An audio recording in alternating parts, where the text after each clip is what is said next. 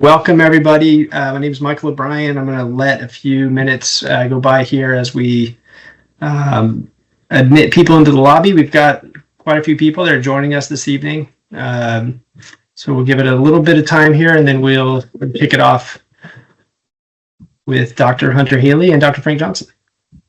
Hey, Hunter, were you in clinic today? What'd you do? I saw I saw maybe 17 people today. I did a couple of PRPs and had a couple of PRP consultations. What was your day like? Yeah, so we had, I think we saw 33 today. Today was a walk-in day for me as well. So I had my scheduled patients, and then we saw some walk-ins this morning.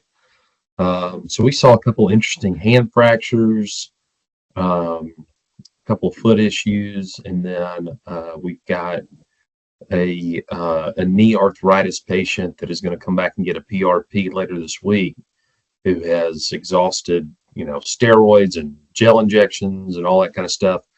And so really adamantly wants to avoid surgery. So we're going to do PRP, and we're really excited about it. So they are, certainly. Cool. Hey, have you ever done PRP for, somebody with delayed non-union, like what your surgeons ever send to you and say, hey man, can you just add some PRP to this? I have not. When I was in fellowship, we had a couple of wrist fractures that I was a part of. Since I've been out of fellowship, I have not. But certainly an interesting, the data that I've seen, and certainly, I'm sure there's a lot that I haven't seen. I've seen kind of a mixed bag in terms of the outcomes. What have you seen so far? Do you do a lot of that non-union? No, I've never had one, but it's always something that comes up. Yeah, we had 2 wrist fractures that I can think of that were in, older patients, and there were some issues with bone stimulators. So, we tried it and, kind of serially monitored them. We didn't even CT them though afterwards. We just followed with X-ray and symptom-based. And I know one that I can remember actually, symptomatically at least did a lot better. And radiographically, there was some evidence of some callus formation. So I know the data is still growing. Hey, Michael, it looks like we've got, right? Yeah, it's go time. We got about 33 people here, so I'll just kick it off.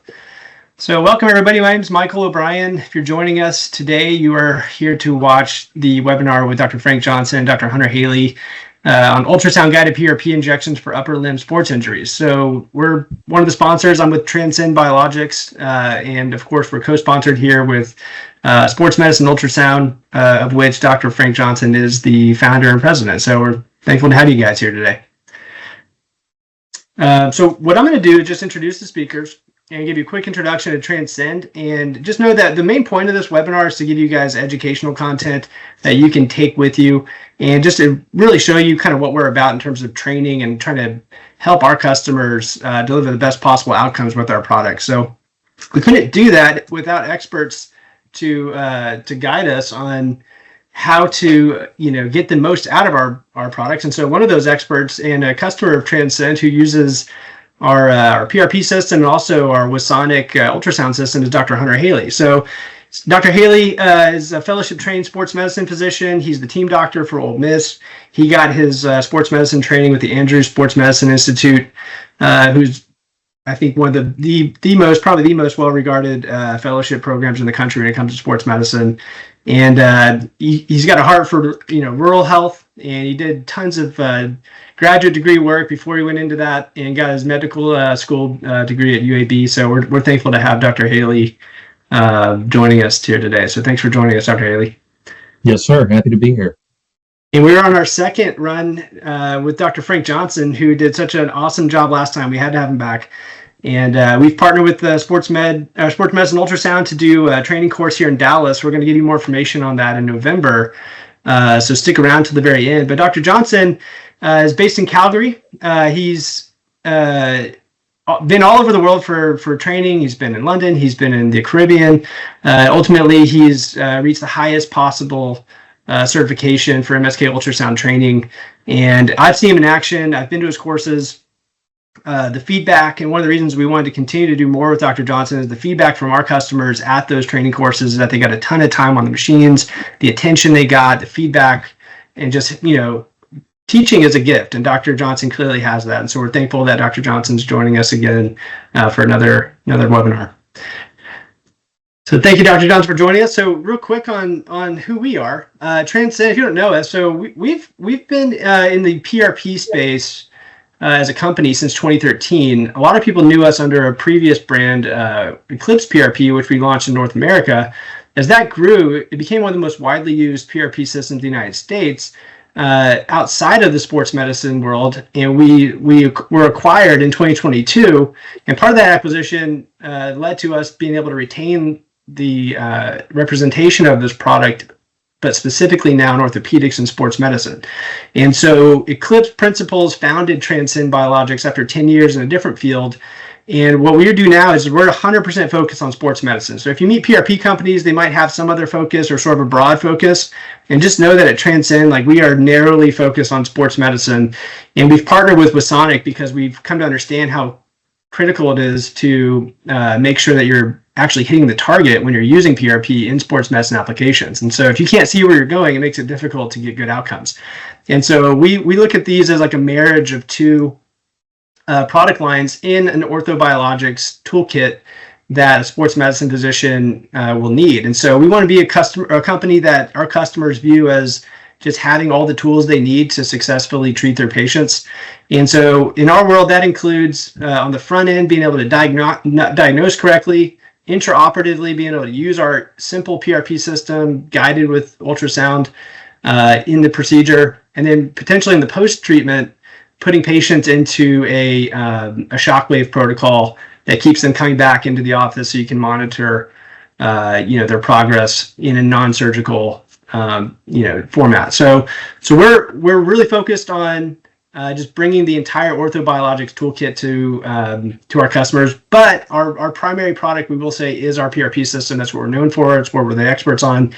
And so one thing that our customers really like about our system is that if PRP is not your main focus and you're busy doing other things, you don't want your staff to have to relearn how to do PRP every time they touch the kit. And what we feel pretty strongly about is that we've got the easiest to use PRP system on the market. And so if you look at these 4 steps, it's a Vacutainer blood draw. It's going to automatically fill up to the line. Our main product is a 22 ml kit. You can buy that system in a single, double, triple, or even a quadruple pack. So it's a quick 10-minute spin. Once you take it out of the centrifuge, there's opportunity to remove platelet poor plasma, which is the top portion of the plasma. And then what you leave behind, you collect as PRP. And so just a quick diagram to show you how that would work. When you spin down our PRP, the reason we spin for 10 minutes is simple. The first 5 minutes is going to separate the gel from the red cells. And you effectively, in that first 5 minutes, you'll have platelets floating throughout the plasma. Well, the second half of the spin, which is a total of 10 minutes in the spin, the platelets are actually going to be moving down to the gel. And so we push those platelets down to the gel because most of our customers want to be able to concentrate their PRP injections into a very small volume. And so you'll end up removing, let's say, everything north of this red line, and you'll leave behind to make your PRP what's the volume that's remaining. And so you can get about 3 to 4 billion platelets in a very small volume. And so if you're looking to get north of 5 billion, or say you even want 10 billion platelets, you basically just count 3 to 4 billion in each tube. And so you just decide, well, 1, 2, or 3 tubes. And so the process is the same every time. It's just really simple, and the user gets to decide how concentrated they want to make their PRP. And so if you want data on how our system stacks up against some Buffy coat systems out there, or if you've heard of other devices that do a 60 ml blood draw, you can actually request that through sales@transcendbiologics.com, and one of our reps will shoot that over to you. So we also have peer-reviewed published studies on the OA. We've got a platelet count that's in peer-reviewed published data. And so we've been, having been around for 10 years, we've got quite a bit of peer-reviewed published literature that you guys can request. So if you have questions about that, please send that to sales@transcendbiologics.com. So, all right. So a little housekeeping. I'm going to hand this now over to Dr. Johnson, Dr. Haley. As Dr. Johnson presents, he may pop over into the Q&A and look for questions that you've put in there. And but if your question's not getting answered, just know that at the very end we will do like a formal Q&A to kind of wrap everything up. And stay to the very end because we're gonna have a special offer for everybody that's on this webinar from both Transcend and SMU. And so I will stop sharing and I'll hand this over to Dr. Johnson. Awesome. Thank you so much, Michael. That's fabulous. Dr. Haley, I'm glad that you are able to be here with me. I am running this webinar from my office for the first time. And so if for any reason I lose you, Charlotte, can you send me another link to join? Now, I think I'm sharing now. Hunter, can you see my PowerPoint? Yes or no? I cannot. Okay. All right. Well, wow, we literally just had this working. It's like the first time I've ever done one of these. There we go. Share. It tells me I'm sharing. Am I sharing, Hunter? I do not see it. Does anyone else see it? Not yet. Yeah. All right. I'm happy to type while if we need to log in or log out, log back in, or whatever we need to do. Yeah. Michael, why don't we do this? Why don't, we're having a little glitch here, so I'm going to log out. Michael, can you jump right to that? We're running a course November 16, 17 in Sure. Dallas. Can you chat with people about that? And I will see you all in a moment here. Sure thing. Yeah. So one of the things that we're going to be offering is a discounted $12.95 2-day hands-on live training course for PRP with ultrasound guidance. And so if you want to get to Dallas on November 16th and 17th, what we're going to do is we're just going to make the course fee applied if you need to purchase an ultrasound system, or if you want to talk to us about a starter package with our PRP system, we'll just apply that $12.95 fee that you paid for the course toward your purchase.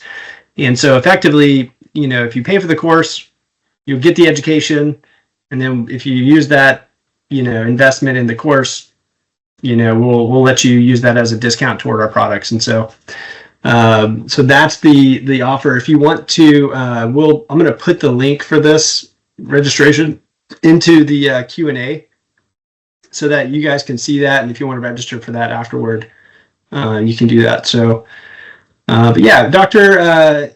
Haley, while Dr. Johnson, there he is, he's coming back in. See if we can get this to work. He's got a Mac, and we're a Microsoft Teams company, so it's not working right now. Yeah, I think one of the things to really highlight that you definitely addressed was the ease of the product. I say this, I'm in a clinic where I do 1 to 2 PRPs a week. I'm not stacking up 5 a day or anything like that. And really the ease with which staff is able to learn this product and be really efficient with it is different than any other PRP kit that I've used in clinic. And I think this is the 4th product that I've used in the last 4 years or 5 years. So something just really to highlight, and also the ease at which, if you do have a question, which really after the first couple go arounds we didn't have many questions, but the folks are really accessible easily, and you're able to really train your staff really one go around, and all of my staff was able to help manage the kit very well. So that's just something I really wanted to highlight, was how quickly folks could pick up on it and how it doesn't really put you behind in clinic, which is a big concern when you're in a busy, high volume clinic where you're seeing a lot of different types of patients. Right. Well, this is telling me I got my screen share, and is anybody able to see my slides? Yeah, we can see it. Yeah. Hallelujah. Okay, Here we go. so for everybody who's watching, I have literally done something like 187 webinars, and every now and then there's a little glitch. So let's run through the upper limb protocol. So we've been super lucky at Sports Medicine Ultrasound to be able to meet people from all over the country. We started running courses in the States. There's free resources at sportsmedus.com to learn to scan, learn to diagnose, and learn PRP. We have 22 documents to help to print off in this free course. So you can use them in clinic. They're patient-reported outcome measures, treatment cards, pre-procedural stuff. In the paid course, there's 25 demonstration videos so that like you can come on our course and learn stuff. But when you get back to your clinic, sometimes you forget, little nuances. So I'm happy to have Dr. Haley here. We're going to jump to slide 149. And we're going to get into, actually, Michael, you talked a lot about the Transcend system there. And so that's what slide 149 is. So I think we're just going to get right into protocols. Now, when people are getting started with PRP, I think these are the main things they're looking for. Now, Hunter, are you able to see here this shoulder subacromial bursa? Yes, sir.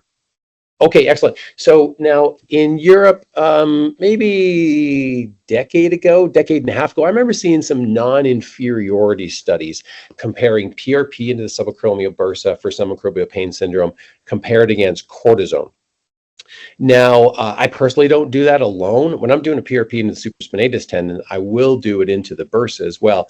But is PRP into the subacromial bursa something you trained with, or do you just go for the tendons? How do you use this in your clinic?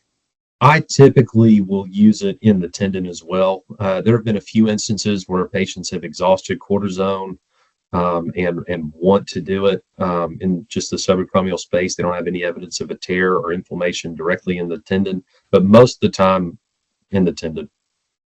Okay. Now, when I got started, when we started teaching this, people would still say, okay, well, you taught me how to do the procedure, but how do I choose an optimal candidate? So let's just move forward on to the supraspinatus tendon. Now, for supraspinatus pains, I see almost always chronic people. Like the dude I did today was like a 70-year-old guy with high-grade tears in both of his infras, and one of his supras had a yucky tear as well. So I'm almost injecting like exclusively people who've had pain or tears for 5, 10, 15 years. Do you see much different in your patient population? So some of my patient population is similar to yours in terms of, age, chronic tears. Definitely for our younger, more athletic population, or throwers that have some just chronic changes, but they're still, athletic throwers. I try to reserve the PRP for, the more low-grade tears. Certainly if they have a really high-grade tear, is PRP going to help, a 75%, or a full thickness tear, we'll see. But definitely for our younger athletes that have acute strains that are a couple weeks out that need a little help getting over the hump, we definitely use it in that population quite a bit. Gotcha. So in these slides here, I had to come up with something. So I considered my optimal candidate for cortisone. Look, anybody who's got any tendinosis, any tear, or any bursitis, an optimal candidate for PRP, I would say, an optimal candidate might be no tears. The more I think about this, the more I think, just like you, sort of low-grade tears, 5 millimeters by 7 millimeters, something like that. Something that's just probably not going to be surgical. And I'd consider a suboptimal candidate somebody who's got like I had to write down something here. So the system we came up with was anybody who's got a VAS of greater than 7 out of 10 with activities of daily living, and they come in and they say, my friend had PRP, I want PRP. And I say, man, you got a lot of pain. I don't know if you're an optimal candidate for PRP. How do you tease out, Hunter, in your practice, who is a suboptimal candidate versus somebody will say, heck, let's give it a go? Yeah, I definitely think the pain rating is something to take into account. Also, just the nature of the pain. And I know it's a little more subjective, but some of the adjectives that they use. So if it's more of that kind of achy type pain, that typically is more consistent with a subacute or more chronic type tearing.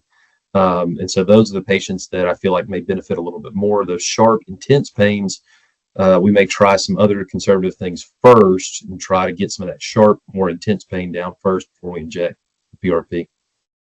Gotcha. And I think that's important because I'll see a lot of people who say, oh, I went to this other clinic and they said PRP can help regrow fix my tear and regrow it and regenerate everything, and my pain's all going to be gone.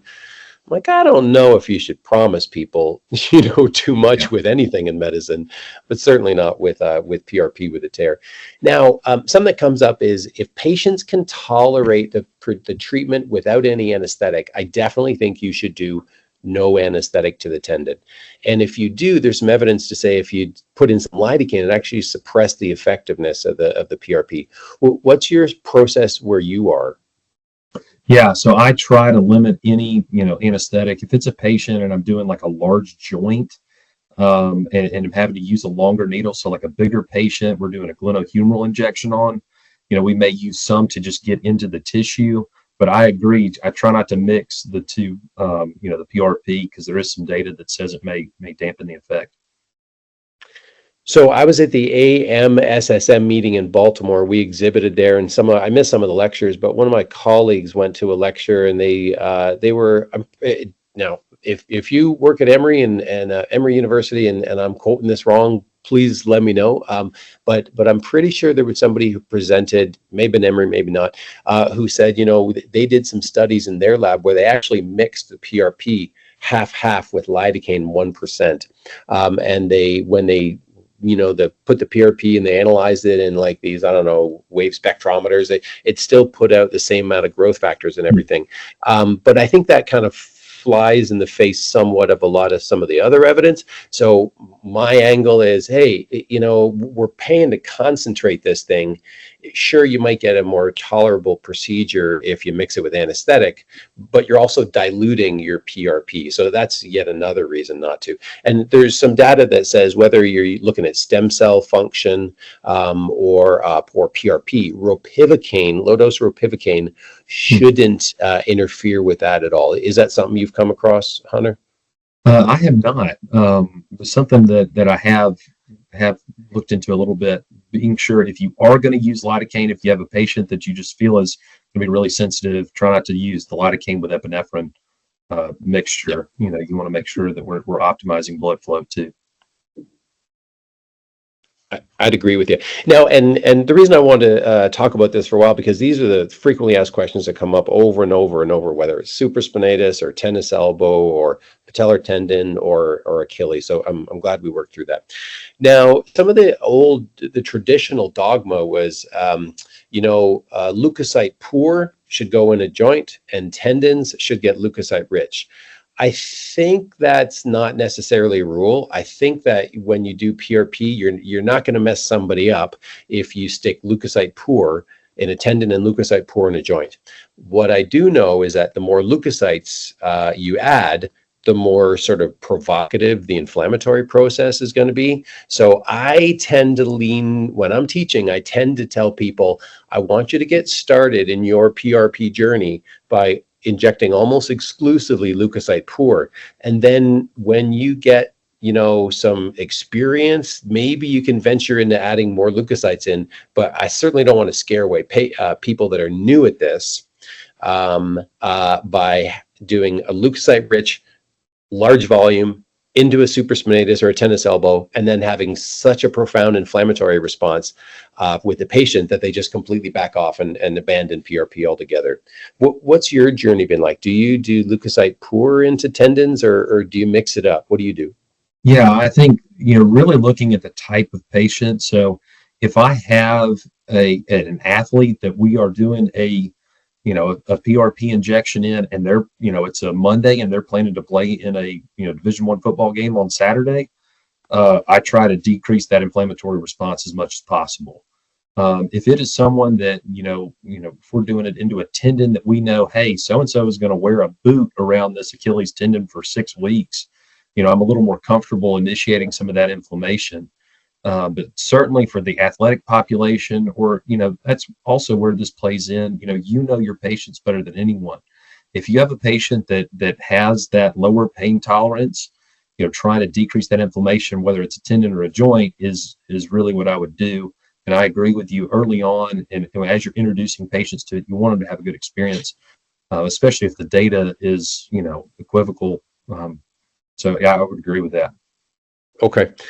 Now the dude I did today, I did bilateral supra and infra. and I used about 5 milliliters of volume between the two. So the reason I put in here top tips, I want you to inject a maximum of 6 mils, because I saw one time a guy who went to our local radiologist and his long had a biceps tendon. The report said the radiologist injected 4 milliliters of PRP into the long-headed biceps, and I don't even think that's possible.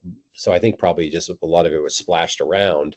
But I always want to make sure that I'm giving our learners and docs that are earlier in their career some sort of guideline about, hey, just don't be injecting more than this. And 3 milliliters for a supraspinatus tendon is a common amount. Sometimes I'll inject like 1.5 into a supraspinatus, and that's all the tendon can accept, and that's it, job done. Do you have a rule of thumb with these? I don't have a specific, this number. I agree that 3 is a very reasonable number. I think it depends on the type of tissue that you're injecting. A supraspinatus tendon, you really, 2 cc's is a very reasonable amount. You don't want to force anything. So if you're getting a lot of resistance, we need to redirect the needle. And so if you've got a bigger muscle belly or a bigger tendon that you can direct that medicine in multiple locations, that's great. If you're putting it on 2 cc's or 3 cc's is plenty.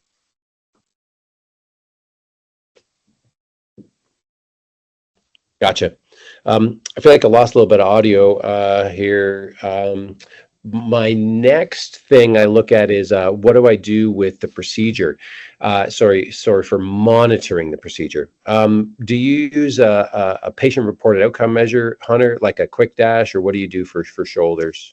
Yeah, so we really, for shoulders and for all body parts, we set up a follow-up appointment in 6 weeks, and we basically just do a pain rating scale and take a good history of, how did it feel shortly after the procedure, how are you feeling now, and go from there. So we don't have like necessarily a standardized pain scale other than the 1 to 10, how are you feeling type approach.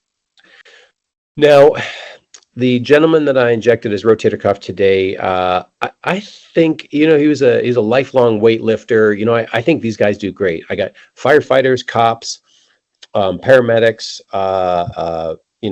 aggressive athletes, collision athletes, weightlifters. I think these people do really well with PRP and really well with handling the post-procedural pain. If I think somebody's not going to do great with it, or I'm worried, I'll give them some T3s or some Tramoset. What's your approach? Yeah, so typically I just advise Tylenol, really try to avoid any of the anti-inflammatories. If it is, a pretty, degraded tendon, or, if we do a lot of tenotomy and we're putting a lot of fluid in there, I'll do, low dose Tramadol for a day or 2 afterwards. But I try to obviously limit the NSAIDs and those type of things. Gotcha. People will always ask me then about immobilization or decreased range of motion. Do you put people in a sling like right after the procedure or shortly after? What do you do? I do not sling for supraspinatus. Typically, I'll just advise against any overhead lifting at all, and then no lifting greater than 5 pounds for 2 weeks after the procedure. And then after that, they can gently progress as tolerated. So, that's kind of my protocol, but certainly there's a lot of variation in those post-procedural protocols that I've seen. Gotcha. People always ask me, hey, can I walk my dog? And I say, why do you ask? And they say, because I have to. And I say, well, how big's your dog? If the dog's 15 pounds, I say, for sure. The dog's 80 pounds, maybe get somebody else to walk the dog. Absolutely. Return to, people always say, when can I get back to doing normal stuff? And so I just say, what's normal for you? Like, I don't answer the question, I ask for more information. Maybe that's the family medicine doc in me coming out. And then when return to therapy, I'll say, look, don't bother seeing your physio for a week or so. Return to sport. Now, this is where you have a ton of experience and I'm just not that good at this. I say leave it with your therapist, but you're in a situation where you're seeing guys that they got to get back on the practice field, they got to get back on the playing field. Is it a team approach with you and the physio and the surgeon, or how's that going? It is really, it's a lot. With our university athletes, it's a lot with the athletic training staff who end up doing a lot of their rehab. Those are the patients like we had talked about. We're trying to decrease their inflammation. So we're doing more leukocyte pore injections, and we're doing lower volumes usually. So certainly if we inject a joint like a knee joint or a shoulder joint, and they're a football player, I'm okay with them hitting within a few days. If we are injecting a muscle belly or a tendon, I do try to give them at least that kind of 1 week shutdown. I wouldn't recommend a pitcher, we inject a supraspinatus or bicep tendon, have him throw, immediately afterwards. I try to let it shut him down for 5 to 7 days, and then at the discretion of the athletic training staff, progress from there. Gotcha. People always say, then how do we know if we're going to need another one? And I know that, so I don't think there's a consensus. I don't think we're ever going to get consensus on this sort of thing. One approach, one business approach, one medical approach, another way to think about it is you can sell a package of 3. I don't do that because I'll get some people say 1 was all I needed. And now I got to handle the expectation that they're going to need another 2, and then the business side of it. I always like to tell people they're going to need 2, because if I don't tell people they're going to need 2 probably, then sometimes they get the idea that they're literally going to come in, get a procedure, pay their money, and they're good the rest of their life. How do you handle that repeat procedure and that expectation about, how fast they may improve? Yeah, that's a great question. There are a lot of clinics, like you said, that will sign you up for the series of 3. And I think that's one of the benefits of this product, that you're able to describe to patients, hey, this is a higher concentration. So the way that I sell it to them is we're going to do 1 and kind of set the price. And I say, you go somewhere else, you're going to get signed up for 3 at a higher price. Let's try 1. Let's see you back or discuss it at that 6 week follow-up. And if we feel like we need to add an additional one, that's great. But I agree, having that expectation that we may need to do another one is a good idea. You'd rather not need to use it than surprise them with it in a couple months. Well, that's good. It's, the more webinars I do like this, the more I chat with experts like you. It's nice to see that a lot of us have very similar approaches. So we went through essentially the sports medicine ultrasound sort of, cookbook, if you will, like step by step by step. Now, we're not going to go through every single little step because there's a lot of themes that are going to carry over. We're not going to immobilize these people. We're not going to do PRP on somebody who comes in with a 7 out of 10 when they brush their teeth. So we'll move on now to what it looks like on the screen. Now, at Sports Medicine Ultrasound, I came up with, I didn't come up with this. It's a standard sort of 4-screen view. I've seen this in textbooks, but I never saw this in video instructions. So I hired video crews to film me teaching with a 3-screen or 4-screen split. And what we see on the top here is we see, a mock-up of a skeleton and then the corresponding ultrasound image down here. So there's the acromion and there's the acromion on the ultrasound image.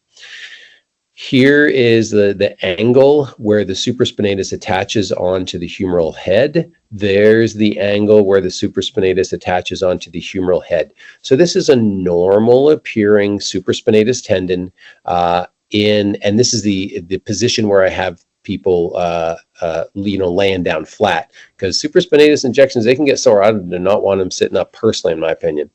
This one down on the bottom here is a really messy supraspinatus tendon with a anechoic area centrally. So there's fluid inside the tendon where there shouldn't be fluid. There's cortical irregularity here, and my needle's going in here and it's striking the supraspinatus tendon where there's a tear. And in most of the cases here, it literally bounces off and goes and fills up the subdeltoid bursa way around the corner over here. So what I do is I take my needle and make several passes. I try to think about this as a sponge, and I try to fill up every little pore in the sponge. Do you have an approach that you found to be better tolerated, more effective, Hunter? I once, so I trained in Birmingham, Alabama. I'm from Alabama. We currently live in Mississippi, and the best way I had it described to me is kind of a southerner way. If you ever have a big piece of barbecue or a big piece of meat and you're injecting your marinade into it, you don't put one little mark. You are moving that needle around, you're penetrating the tissue, because you're right. I mean, you'll when I first started, I would be putting, 5 years ago, I was, nervous doing it. I'm putting the medicine in there, and then I would see the medicine track off to the side. If you're going to put the patient through this procedure, really getting into that tissue, and it's already torn, so let the needle penetrate and really get in there and stimulate some blood flow while you're putting in your PRP. I think it's a great way to do it. Now, I usually use a 25 gauge 1.5 inch needle for this. If it's a huge weight lifter, I'll need a 25 gauge by 2. What's your go-to needle for PRP on a supraspinatus? I'll usually do a 23. And to be honest, I'm not familiar with the data on the needle if there's any difference. So that's just how I was trained to do it. And typically that is a big enough needle where the medicine's going to flow easily, but not do too much damage with your as you're puncturing that muscle belly. Gotcha. All right. In the paid course, there's also these demonstrations, so you can see what you should be seeing on the screen. We won't watch that today because we're talking protocols. Long head of biceps. You see a lot of throwers. How often are you targeting long head of biceps? Multiple times per week, certainly. Okay. So, depending on the nature of the injury, I've actually moved away from cortisone quite a bit. And a lot of times we're going straight to PRP for these athletes that aren't demonstrating much tearing, but do have some tendinopathy. They're responding really well. And, I feel comfortable if we're doing a leukocyte pour. We had a guy last year, we injected him on a Thursday. He pitched Friday night, and it was a bit of a pinch, but we did it. And he reported relief. So, certainly we shut him down after he pitched. He kind of had to pitch on Friday night. But I've started to use it a lot more in the bicep, and it had really good results in clinic. And he's a 22-year-old stud that just heals up well, is it? 22-year-old stud, absolutely. Yeah. Oh, to be young. Yep. All right. So that's long head of bicep. So I'll usually inject these in short axis, and I'll come from lateral to medial. I'll start in the sheath, and then I'll penetrate into the biceps tendon itself. With these, once again, I'll use a 25. What do you use for these? 23 as well. Okay. All right. We did a what's the worst that could possibly happen session in one of our courses recently. We had an emerge doc, we had me, and we had an orthopedic surgeon. And the orthopedics, with cortisone, what's the worst that could happen with a biceps injection? It could rupture. And the surgeon's like, when I'm in there and I'm trying to do a tenotomy and I got like scissors and I'm trying to cut that thing, man, it's hard to cut. So I think, and so essentially his point was, if it's a bad tendon, it's going to go at some point. It's unfortunate and bad timing if you were the last one to touch it. But can you think of any cases where you've actually seen a long head of biceps rupture in this sort of short or medium term after a PRP injection? I have not seen that. I know when I was in fellowship, we had a patient that we used a 16 gauge and intentionally, it was hanging on, barely. We intentionally went ahead and released it. But I'm not familiar. I haven't had any cases where we've had a rupture from a PRP. Because I remember when I was getting started with all this stuff, it's like, man, I just don't want to make something worse. I don't want to have egg on my face. I don't want to be the one person that did something I thought was in the best interest, but obviously I didn't have enough experience. So that's why I like this back and forth on these webinars to say, look, I think it's probably pretty safe. And if it's going to happen, it was, it's bad luck if you were the last one to touch it, but it's going to happen anyways. This is a 26-year-old volleyball player, and she had good results with PRP to a rectus abdominis injury. And she came back and said, look, I got pain in my shoulder and I got a big tournament in like 3 weeks. Can we just do PRP? So we did sort of comprehensive PRP. So that's included in the course as well. AC joint. Most of the AC joints I see are, after a fall off a mountain bike or something.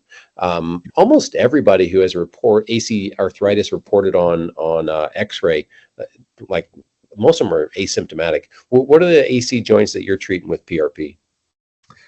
Most of the ones with PRP that I've done have been acute, like low-grade sprains that are just need some help getting over the hump. We're a couple weeks in, it's a grade 1 or a grade 2.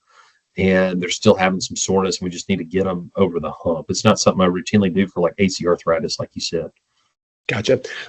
So with this technique, let's go to, so here's an example of a normal looking AC joint on the bottom left. On the bottom right, here's a sort of distal clavicle osteolysis on this side. So this is more of an arthritic one. Here in the course, we've got a demonstration of me doing sort of comprehensive PRP to the posterior aspect of the AC joint. So not only intra-articular, but also to the ligaments on the posterior aspect. I get the ligaments on the top, I get the ligaments in the front, I get the coracoacromial ligaments as well. What do you do with these? Do you do sort of like carpet bomb all around, or case by case, or what do you do? Yeah, usually I'll try to spread the love. If we're going, it's a small joint, so I'm still not using a really high volume, but I try to, not just have that needle in one spot. We'll try to hit some of those ligaments like you're talking about, fill up the joint. And sometimes I'll even puncture like through the capsule and put some beneath as well. Gotcha. I do think of suboptimal candidates like your grade 3. Obviously, your grade 4 is definitely going to be suboptimal. Yes, but like when people come up with like a real big step off and they say, look, I really was under the impression that PRP would help heal my ligaments and it might come down a bit. I'm like, man, I think the only thing that's going to do that is a plate. Like PRP just doesn't tighten it up. Is that your experience as well?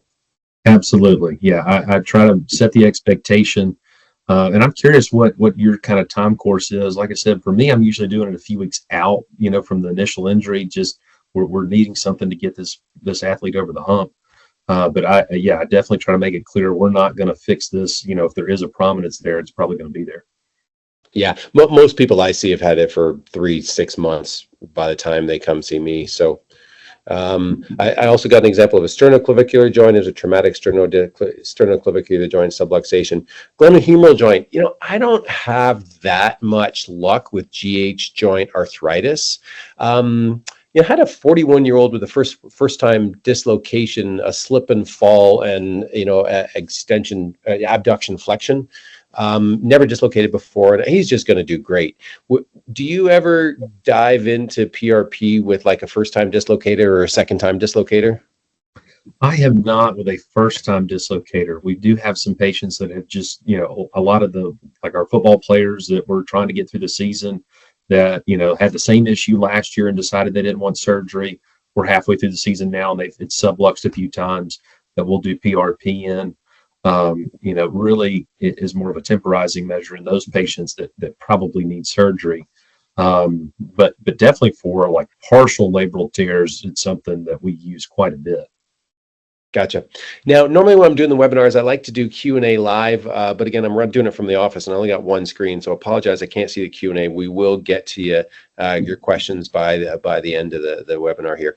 Frozen shoulder, I don't usually lean on PRP. Let's get to the elbow. Like this is PRP 101. Are you doing any cortisone for common extensor tendon, or are you really just going tenotomy, rehab, PRP? Rarely am doing cortisone. I try, it certainly depends on, your patient, social situation, that type of thing. But this is a great procedure. The data is really good for it. And it's a really good one to use the ultrasound with. I feel like patients, the way I do it, at least they're sitting up, and it's a really easy procedure, to find your landmark. So they're able to watch it. I feel like the patient satisfaction with this one is a really, really good procedure to do. So when you see sort of a tear, so this is a tear in the, so if you're unfamiliar with reading these images, so this is a normal over here. The top approximately, well, let's talk about the bottom. The bottom half is about the bottom half is ligament. What connects bone to bone is ligament. So over here on the right, we see a high-grade tear of the deep portion. That's not tendon, that's ulnar collateral ligament of the elbow. Radial collateral ligament of the elbow, and you can see a defect, some disrupted fibers, okay? Now, the superficial portion is tendon. So when you see this, Hunter, do you, how do you approach it? Would you, again, just marinate the whole steak here, or what would you do? Typically I do, and we don't inject the radial as much. I do a fair number of UCL injections. That's a great option for a UCL, which is basically the same premise here. And when I do, I do try to use the MRI imaging to kind of guide me. But definitely when you're in there and you've got your ultrasound on, if you see a defect, I try to pepper that whole area where I can see defect. Gotcha. So my experience with these is when you, just like with the supraspinatus tendon, you put your needle here, it's going to flow out somewhere else, like into the bursa. Here, when I put my needle here, it flows, it bounces off the tendon and it flows into the joint. So I've done a couple of these with leukocyte rich, and it's generated a fairly prominent elbow joint synovitis. So when I see these, I almost exclusively do leukocyte poor. Have you had any of those experiences? I have with the UCL. When I Okay. used a leukocyte rich, definitely had some really ticked off elbows with that. But it's not a problem, right? It's not a medical problem. You didn't damage the patient. It's just it's Right, mega. absolutely not. And we just have to, set a clear expectation with the patient. They're not planning to throw in the next month anyways. So I do Gotcha. sometimes, I'll give them a warning anyways, even if we're using a leukocyte pour, I'll still warn them, that it may swell up on them and get a little irritated. So I tend to teach everything lying down, just because I just don't ever want anybody to have a vasovagal and faint and smack their head. Now we got two problems. So but yeah, I agree with you. You can do it, quite easily and quite safely seated. So are you across the table from them, or how do you set it up yourself? Yeah, I usually have the patient just seated facing me. And really the only time I do it is for wrist and for elbow. And certainly if a patient has, and I ask them before, have you ever had any kind of injection like this? Do you get lightheaded easily? And if so, I'll just lay them down and have their arm out to their side a lot of times. But I like for the hands and the wrist, just the way I was taught, to have them kind of seated up. But if they report any kind of history, or if they kind of give me that vibe, if they're a little sweaty from the blood draw, that's your sign you need to go ahead and lay them down. So I want to interject now with an anecdote. I have a guy who's 6'8", 320 pounds, and he played professional rugby in 4 countries for 10 years. And he came to see me, and he had bad tennis elbow, and I injected him with PRP, and he came back to tell me about it a couple weeks later. He said, that was the most painful experience of my life. And I said, you played pro rugby for all these years, and that was the most painful thing? He said, yep, but I woke up the next morning and the pain was completely gone. And at the 2-week mark, his pain hadn't come back. And 2 years later, his pain still hadn't come back. So, that's not a typical response. So what do you normally see with these? Yeah, with these, I usually see more of that 4 to 6 week. And this is one that I do try to get them back in with the therapist within that 2-week mark to go ahead and start doing some therapy. I have had some patients that have called, a few days later and have that really, kind of intense inflammatory response. But usually this, like I said, this is one of my favorite ones to do. I feel like we get really good results from it. Really happy Gotcha. patients. Gotcha. So in the paid course, what you see is I've got a demonstration video, so you can see what you should be seeing on the screen when you're doing it. Common flexor tendon, boy, I think I probably do common extensor like 5 to 1. When you're doing UCLs, do you add in flexor, or you just case by case? Usually if the MRI shows any inflammation in there, I will, but a lot of the times I'm just doing straight the UCL. I agree with you. I don't do common flexors much with PRP. Gotcha. Okay. And with, now here's an interesting one. Do you have them side lying like this, or how do you position your patient for a UCL or a common flexor? Just like that. I'll have them laying on their side. Very, Gotcha. very similar to that. So in our courses, we teach you how to find the ulnar nerve, so that you know how to find it, so that you're always on the lookout for it. I don't remember giving anybody an ulnar nerve ding, but I've certainly set up for cortisone one time, and I saw the ulnar nerve sitting like right on top of here, and I'm like, what the? Oh, I know what that is. So, this is the position they subluxate in. They sublux in this 90 degree angle. Yes, you got to find the ulnar, find the ulnar nerve. I agree. Great advice. Yeah. Okay. So if you're just joining us, we've got some free stuff for you. Learn to scan for free, learn to diagnose for free. That's at sportsmedus.com/free. We got a free PRP course. There's lots of documents in our paid course. There's 25 demonstration videos. So when you're in the clinic, in the room with the patient, you know what you should be seeing on the screen. Thanks for Dr. Hunter Haley joining. We got a little bit more to get through tonight. Here is a Dr. Haley. You've got a WeSonic Piloter, is that right? Yeah, the Piloter, we have really enjoyed the product because it's a little bit of a hybrid. I feel like the portable products that you see out there, you're sacrificing some of the quality. It's small, it'll fit in your pocket, that type thing. I feel like with the Piloter, we're getting a high quality machine that I take with me up to the training room when we're doing procedures. I take it up there, for games. If we need to, diagnose someone, take them back into the locker room and take a look at a tendon and see if it's torn. But you get that portability without sacrificing the quality of your image.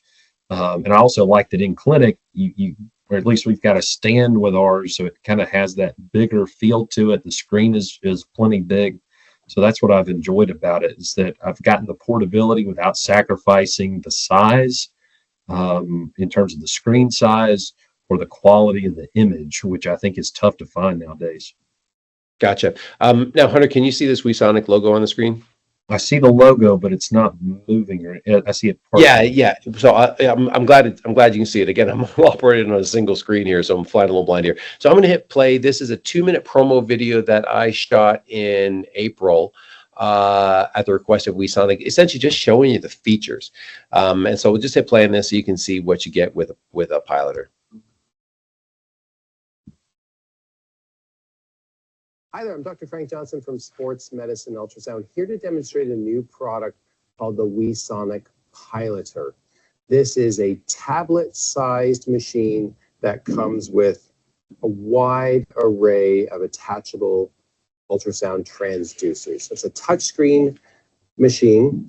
On this L15-4NB probe, we've got 2 buttons. These are controlling both the depth, so depth increase, depth decrease, and this one over here is freeze and unfreeze. So rather than reaching over awkwardly over the patient, using these buttons, I can simply decrease my depth here and get a nice, beautiful image of her supraspinatus tendon and her subacromial bursa. It's currently in its full screen view.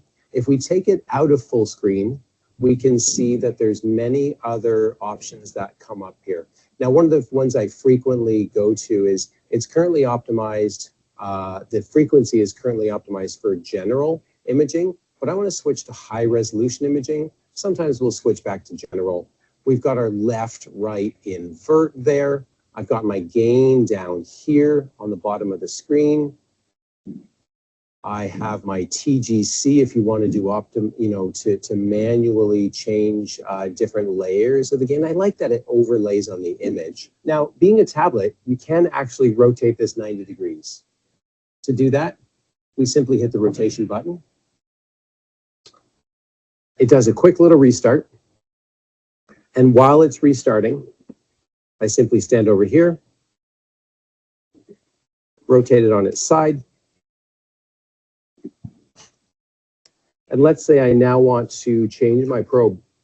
Changing out the probe is as simple as this. To attach the probe, it's a simple click. We can see the humerus rotating adjacent to glenoid. I think it's a really nice complement to the larger, much more capable WeSonic Navi, but this is a great entry-level machine for you. So, Hunter, one of the questions that comes up from time to time is sort of battery life. I mean, I think with these machines, you want it to be able to run 20, 30 minutes on battery. Does it do that for you? Absolutely. Yeah. One day a week, I go to a satellite clinic where we do, probably more ultrasound procedures at that satellite clinic, just because there's no one else that does that type of thing. And it usually runs the day on charge. So I'd estimate 30 to 45 minutes of actual, runtime. So gotcha. Yeah, I've had no issues with battery. Gotcha. Excellent. And did you get two probes with yours, the linear and the curved? Correct. Yes, sir. And feel like the linear is able to go shallow enough, at least for most of the like hand procedures that I do. I feel like it's adequate. Gotcha. Okay. Elbow joint. I don't do a ton of elbow joint cortisone. Is there somebody that you think is a really, really optimal candidate? Like what I put down here is mild symptoms without an infusion.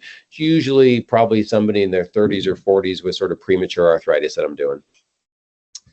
Yeah, I've actually used it. I feel like I do probably 5 a year, not that many, and it's in patients that are a little bit younger, but they've got some advanced arthritic change that Yeah. don't want to pursue any surgical options. But it's not something I do a lot of. I agree. Yeah. Okay. So I go olecranon. I go posterior approach. Do you go posterior or do you go the radiocapitellar? I go radiocapitellar. Okay. Okay. First CMC joint. Man, when people show up to my clinic with first CMC pain, it's usually high grade, moderate, or advanced arthritis, and I just don't get much success with PRP. Have you had much success with it? I've probably done a handful in my life. I do a lot more cortisone. I agree, because by the time it's symptomatic and by the time it gets to you, it looks pretty ugly on the X-ray. Gotcha. Now, I do have somebody in their mid 40s with end stage arthritis. It's genetic plus it's just bad luck, I think. And we do cortisone frequently. And he said, we should give PRP a try. And his response was the PRP was a lot more painful in the couple of days afterwards, but it lasted twice as long as the cortisone. But because it was so painful, he said, I just don't really want to do it again. Did you immobilize him after? I'm just curious. I didn't specifically immobilize him afterwards, but he always wears thumb splints anyway, so I think he kind of pseudo immobilized himself. De Quervain's, man, I don't know if I've ever done PRP for de Quervain's. You? No, sir. Okay. Wrist joint. I do wrist joint PRP for wrist athletes, gymnasts. Gymnasts, the one that comes up a lot in my practice. How about you? Very mild scapholunate, sprains, radiocarpal sprains. I've done a few DRUJs as well, but I agree for like the end stage arthritis or someone with rheumatoid arthritis, I don't know if I've done a PRP, to be honest with you. Gotcha. All right. Well, that is essentially the content. So this was this presentation is our top 25 targets. Of course, there's TFCC, there's scapholunate associations, there's distal biceps. There's a ton of stuff that you just can't cover in a single webinar. But I really like the fact that we got through these. I'm going to stop sharing, and I want to start looking at some of the Q&A here. Let's look here, see if there's any. Okay. So first question that came in, actually, let me go backwards. Patrick Benham says, how do you reduce the risk of post-PRP capsulitis? I've had them even with leukocyte poor PRP when performing shoulders.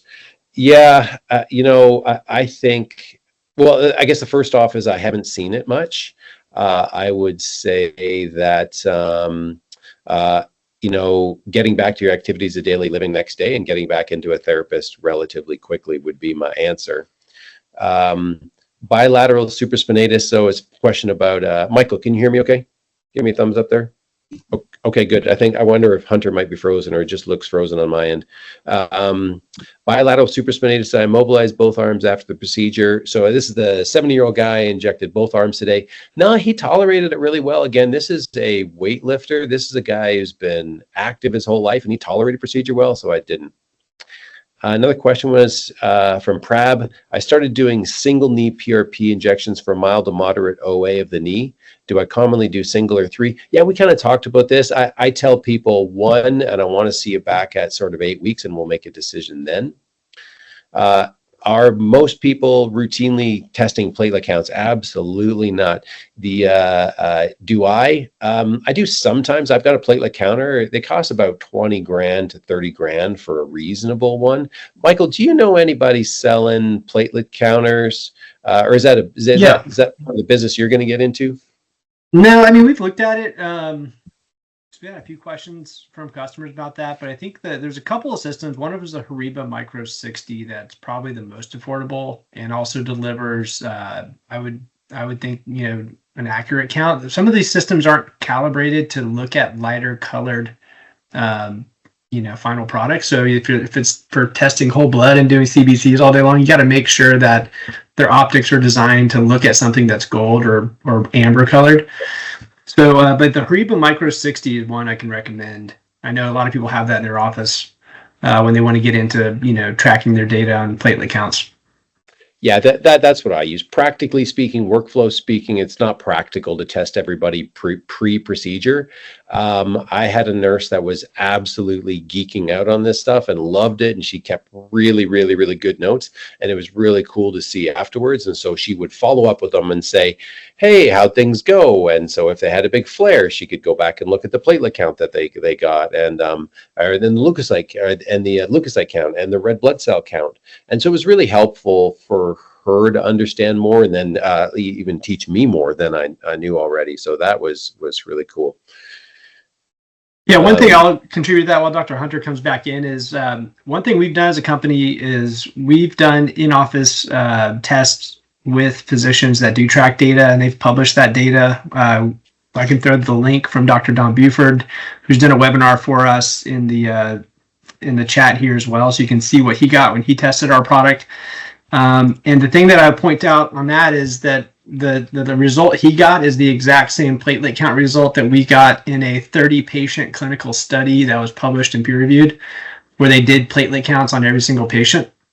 So 30 separate cases matched up with Dr. Buford got on his in-office case. And I think when you're looking at variability between one patient to the next with PRP systems, a gel separator system delivers a consistent profile on platelet dose and I would say inflammatory cell profile as well when you look at your monocytes versus granulocytes, but especially your red cells. So we're going to deliver a leukocyte neutral PRP that gets you a consistent platelet dose. It is good to know what the patient's starting with on their whole blood, so that you can know potentially if you need to do a bigger blood draw than you originally had anticipated. But the flexibility of our kit allows you to do that. You might move a patient from a 22 up to a 44 or 66 if they're coming in with a slightly lower platelet count. Not seeing if Dr. Hunter or Dr. Haley got in there. I keep admitting well, that's okay, Michael. I think we covered most of the clinical thing. We've come up just past the hour. I think there is some information you were going to share about products if people were interested. Yeah, so if you've got questions about our products, please reach out to us at sales@transcendbiologics.com. I'm going to share my screen so you guys can see where you can get a hold of us. So give us a call. You can email sales@transcendbiologics.com. Obviously, you can follow us on any of the social media platforms. And I'll just leave this up here for you guys to take note. But I do want to emphasize, and thank you so much, Dr. Johnson and Dr. Haley, for taking time out of your busy schedules to deliver this content. I know it's going to be educational and it's going to be helpful. We're gonna send a recording out to everybody that was on the call. We hope you found it valuable. We're going to keep doing these periodically just to make sure that you guys just get a ton of value out of partnering with Transcend. And ultimately, part of that is to send you guys to the best possible training course you can get. And so November 16th and 17th, we'll send you a link. If you've been registered for this, you're going to get emailed a registration link for this course that's coming up in Dallas. As far as value goes, Dr. Johnson, I think I've seen a bunch of different courses. This is the best value 2-day course I've seen. And we want to make it even better value by applying the course fee to the potential purchase of a Wasonic Piloter or Navi. So you see both of those units, the Piloter on the left, the Navi on the right. If you fly into DFW or Love Field, our office where we're going to be hosting this is pretty central to both of those.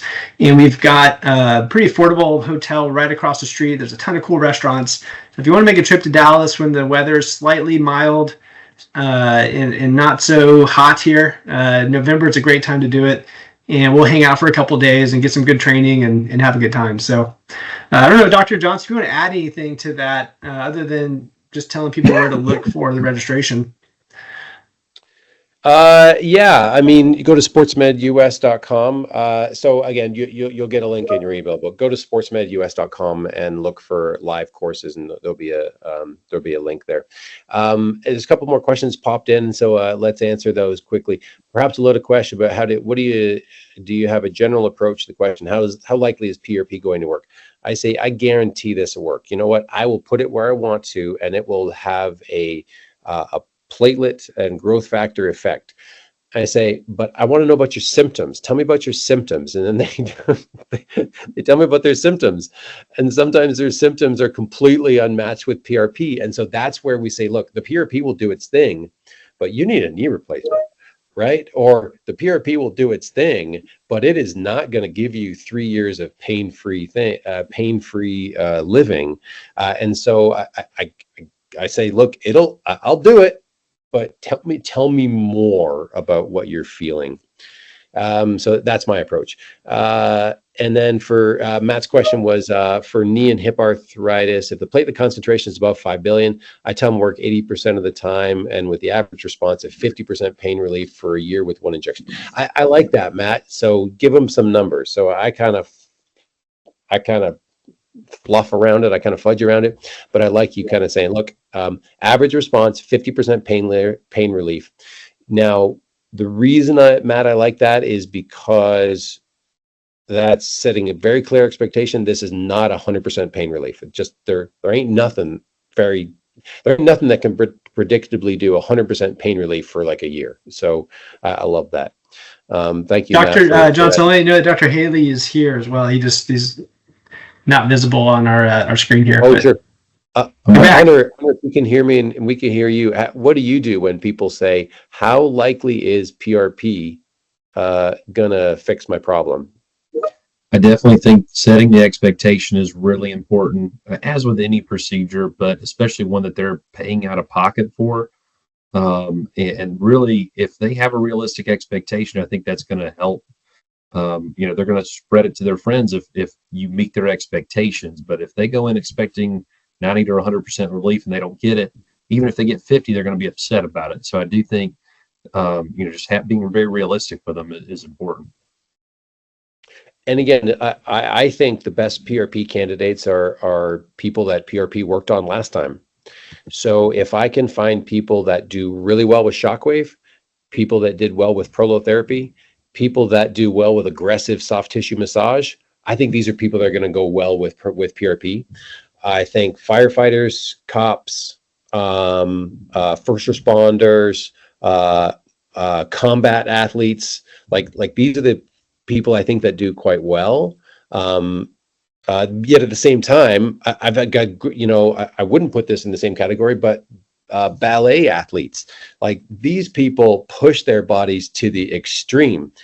Somebody who wouldn't, and they do well with PRP, and that I've noticed. I think people that don't do very well are people that aren't so active, and they've got a new injury, and they spend more time with other aspects of their life and not so much spending time with their body or taking care of their body, and they get fearful, and it's the first injury they've ever had. I think those people don't do that great with PRP. Do you have any thoughts on that, Hunter? I would agree with you. The patients that aren't used to discomfort and aren't used to doing a lot of maneuvering, I try to get them into physical therapy first, just to get that tissue immobilized. And then we can talk about PRP if it's a more chronic thing. But I tend to not just, somebody that doesn't handle pain very well, I don't throw PRP at them right off the bat.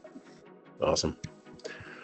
Cool. Well, Michael, thank you very much for hosting tonight, and Dr. Haley, thanks so much for joining. And I hope it was valuable for people. And again, I think you need to know where you need to be able to scan. You need to know where your target is. You need to be able to put your needle there, and that's where we come in handy. That's right. Thank you so much, Dr. Haley, Dr. Johnson. We appreciate you. Thank you, everybody, for joining us. You will get an email with some follow-up information, and we will talk to you all soon. So thank you again. Everybody have a great night. Thanks, everybody. Take care. Thank you, everybody.